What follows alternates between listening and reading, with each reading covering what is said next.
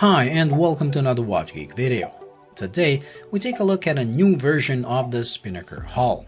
The original hull was heavily inspired by Panerai when it comes to the case shape and the sandwich dial.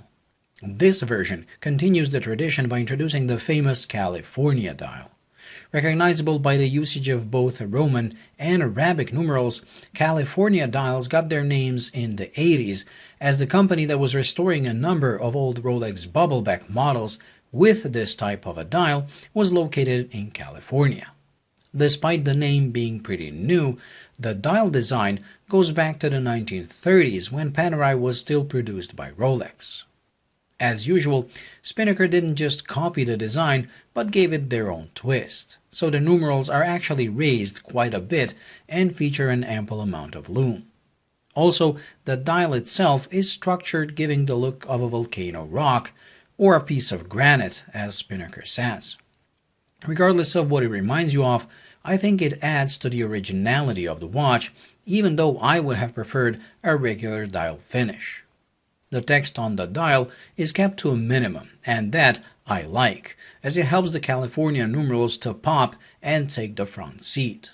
The hands are large, long, and simple, making the watch very readable, and thanks to a huge amount of lume on them, they're easily visible in the dark as well, despite the lume being sand-colored.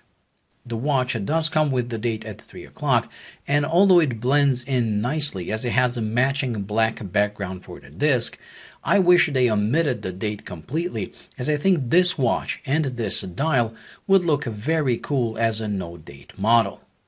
The case itself is Spinnaker's take on a Panerai cushion case, and it is a beauty. The shape is so iconic that you simply can't go wrong with it. The bezel is thick and brushed, which I love, as it will be taking most of the hits during wear, while the rest of the case is polished to a mirror finish. I was actually surprised by the level of the polishing. It is really well done with almost no distortions. Overall, this case shape, in combination with the 42mm diameter and 48mm lug-to-lug, makes the watch wear and look great on pretty much any wrist size. If it was 44, it would still be wearable, but too big for my taste. With this size, they hit the sweet spot in my opinion. The thickness is also pretty reasonable at 12mm, and with a few millimeters coming from the crystal it wears, even thinner. The crystal is where Spinnaker cut cost, so they went with mineral instead of the usual sapphire we're used to seeing from them. The crystal comes with AR, which is a welcomed addition on a domed crystal, but sadly it is applied on the outer side, meaning you will scratch it up eventually. Those two things are actually the only things I would change about the watch. I wish they put a sapphire and AR on the underside only. The movement powering this thing is Seiko NH35 that beats at 21,600 bph and comes with both hacking and hand winding. The hand-winding action is very smooth, something I noticed on almost all NH35 movements, and with this model, it is also easy to operate thanks to the large signed crown. The watch comes with 100 meters of water resistance. Some might think that is too low for a diver-looking watch, but in my Bradner video, I said I would rather choose a lower water resistance if it meant a thinner watch. And that is the case with this.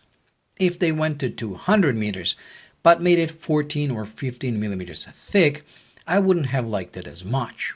And let's be honest, 100 meters is more than enough for any water activity, especially given the fact that the crown screws down. And it's still a whole lot more than an entry-level Panerai. The package is rounded up with a 22mm extra thick leather strap and a matching brushed buckle that is signed with the Spinnaker logo. I can say I really like this watch because I love the look of the case, dial, and hands. I also love the proportions and a relatively short lug-to-lug compared to the diameter.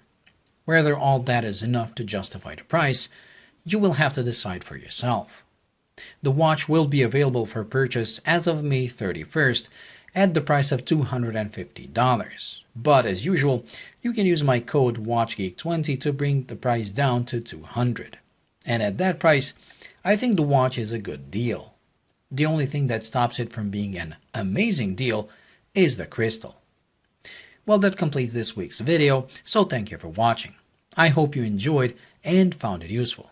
If you did, please like and subscribe, and until the next video, bye.